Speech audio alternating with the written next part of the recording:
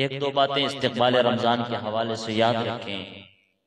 رحمت عالم صلی اللہ علیہ وسلم کے غلاموں، میرے اور آپ کے آقا جناب محمد مصطفیٰ صلی اللہ علیہ وسلم، ماہ رمضان المبارک جب قریب آتا، یعنی شعبان کا مہینہ جب ہوتا، تو آقا کریم صلی اللہ علیہ وسلم کی زوجہ حضرت عائشہ الصدیقہ رضی اللہ تعالیٰ عنہ فرماتی ہیں کہ میرے آقا علیہ السلام بنسبت پچھلے وقت کے شعبان میں نفلی عبادات پر زیادہ زور دیا کرتے تھے۔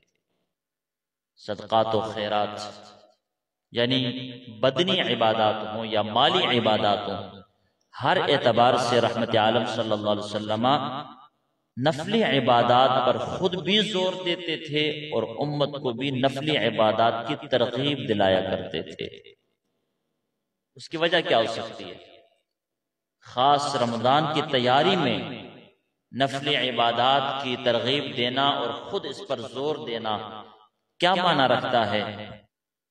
آقا کریم صلی اللہ علیہ وسلم کے غلاموں، میرے آقا علیہ السلام نے نفلی عبادات پر زور خود دیا اور امت کو اس کا درس دیا۔ اس کی ایک وجہ جو میرے سمجھ میں بات آتی وہ یہ ہے کہ آقا علیہ السلام خود ارشاد فرماتے ہیں کہ رمضان المبارک کے نفل کا ثواب اللہ فرضوں کے برابر عطا فرما دیتا ہے۔ نفلی عبادت عام ایام میں جب امت محمد فرضی عبادت کرتی ہے، فرائض ادا کرتی ہے، تو فرمایا جتنا اجر و ثواب اللہ فرضوں پر ادا کرتا ہے، اتنا ثواب اللہ رمضان میں نفل عبادات پہ اپنے بندوں کو عطا فرما دیتا ہے۔